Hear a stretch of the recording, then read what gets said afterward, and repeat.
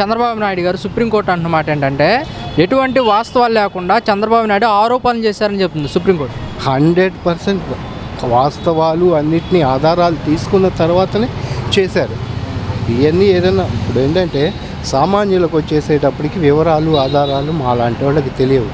Media దగ్గర నుంచి ఈయన దగ్గర నుంచి వస్తున్నటువంటి కానివ్వండి, ప్రింట్ మీడియా కానీ లేకపోతే ఈ యూట్యూబ్ మీడియానో ఇంకేదైనా కానీ వీటి నుంచి వచ్చిన దాని నుంచే తెలుస్తాయి ఎవరికైనా సరే.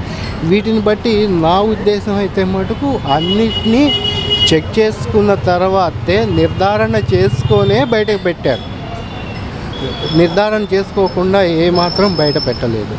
పెద్ద పెద్ద వ్యవహారాలకు వచ్చేసేటప్పటికి ఏదో ఒకటి ఇట్లాంటి ప్రతి వ్యవహారంలో ఏదో ఒక చిన్న తప్పులేదో జరగచ్చు కొంచెం వీటిల్లో.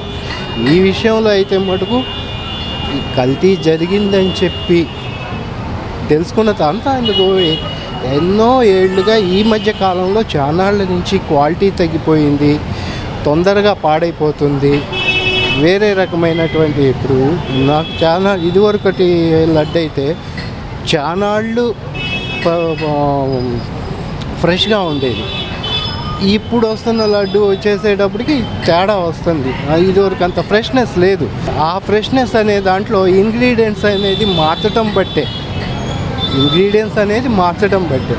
ఈ ఇంగ్రీడియంట్స్ మార్చడం వల్ల చానాళ్ళ నుంచి భక్తులు బయట వ్యక్తం చేస్తూనే ఉన్నారు. వీటిల్లో తేడా వస్తుంది, బాగోవటం లేదు, ఇట్లాంటివన్నీ మామూలుగానే విన్నాము. కానీ ఇప్పుడు ఏంటంటేనేమో పాత ప్రభుత్వం ఉన్న టైంలో వీటినన్నిటినీ పట్టించుకోలేదు. ఈ నాణ్యత బాగోలేదన్న విషయాన్ని వచ్చిన తర్వాత ఇప్పుడు పట్టించుకొని ఈ పరీక్షలు అవన్నీ జరిగిన తర్వాత ఇది కల్తీ ఉన్న ఇంగ్రీడియంట్స్ వాడారు.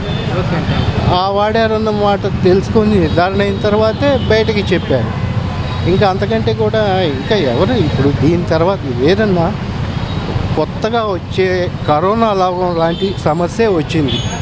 ఎప్పుడు ప్రపంచానికి రాని కరోనా రోగం, దానికి సంబంధించి జాగ్రత్తలు ఎట్లా పడాలనే దాని మీదే చూస్తారు. కానీ ముందా వెనక అనేది ఏం చేశారు, వీలున్నంత వరకు జాగ్రత్తలు తీసుకున్నారు. ఇట్లాంటి కల్తీ వివాదం అట్లా కరోనా రోగంలాగానే కొత్త వివాదం.